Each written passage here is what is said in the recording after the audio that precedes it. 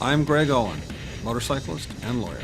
I've been riding, racing, building, and collecting motorcycles for the past 40 years. During my time as a professional motocross racer in the 70s, I decided to give up my racing career and become a lawyer. I did that to help other riders who had nowhere else to turn. Over the course of my 30-year career, I've represented hundreds of injured clients and resolved their cases for more than $900 million.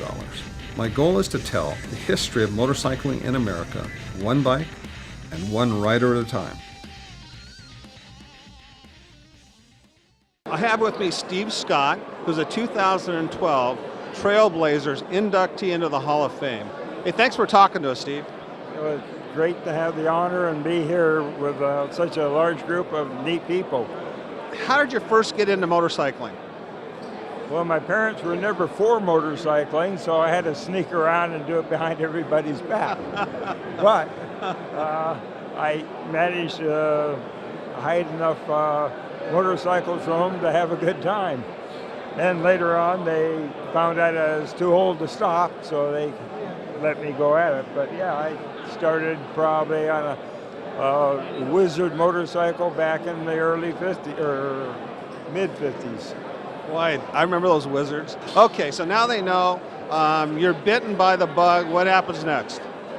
Well, I started hanging around some other friends that were racing motorcycles, and I spent a lot of time up in the Santa Monica Mountains learning how to ride, and rode a motorcycle to the races one day and raced it, and I managed to ride it back home, and I don't think that I did anything other than crash a few times and maybe finish, but you know. Okay, I got to. So, what kind of bike can you ride to the races, and then race it and come home? I believe that was a Tiger Cub, and it kept running for some reason. Who did you race with back then? How'd you get to the track?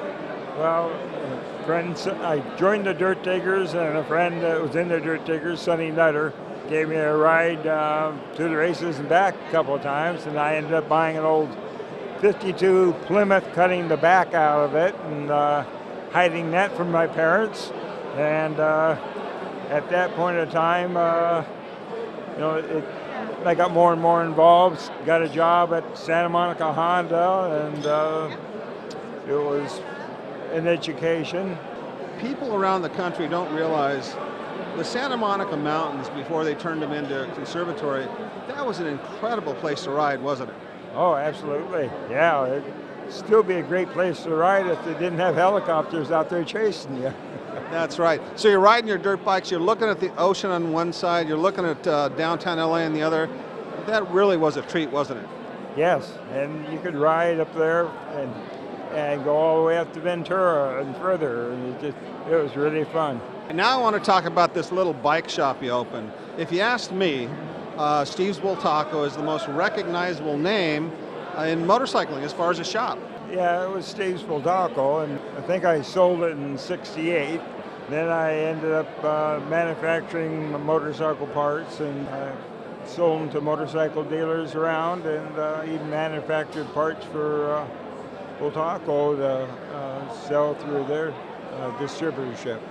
Well, when you owned Steve's for that period of time, you sponsored some racers, didn't you? Yeah, there was a number of kids that got sponsored.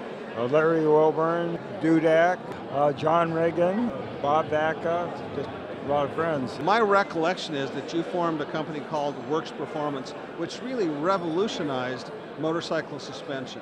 Well, I won't say I formed it, but Gil was definitely the brains of the outfit. Doug was the money in the outfit, and I helped put it together.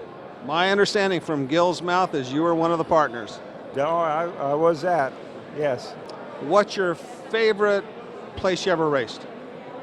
Probably Prado Park. Pikes Peak was definitely one of them. I just enjoyed all kinds of racing, from speedway to road racing. I've heard about Pikes Peak, right? And I've never been there, but now that these kids have these GoPro cameras, little cameras they put on their helmet, I saw one of the guys going around to Pikes Peak with that camera. It scared the death out of me. Well, it's a fast course, and you don't want to go off the road, and The average speed is probably somewhere around 68, 70 mile an hour for average, and that's before they paved it. You have to be fearless. You can't worry about that drop off. I mean, or you're not going to be able to go. No, you just have to keep your eyes on the road and try to remember where the rights and the lefts are. As far as the people you've met in this business, I know you've met many, you've sponsored them, you've ridden with them. There are probably many. Just tell me a couple of people who really you cherish having a relationship in the motorcycling industry. Oh, there's far too many to hit them all, but you know, everybody from Malcolm Smith, Preston Petty, Gene Romero, Sonny Nutter. I grew up with a lot of fantastic riders that taught me an awful lot, and I've seen an awful lot of their dust.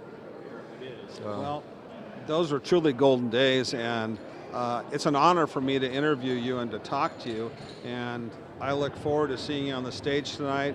You deserve the award. I'm very happy you're getting an award, and I know your family is too. Well, I thank you very much, and yeah, my family did make it out here, and it's great to have support. All right, thank you very much. Thank you.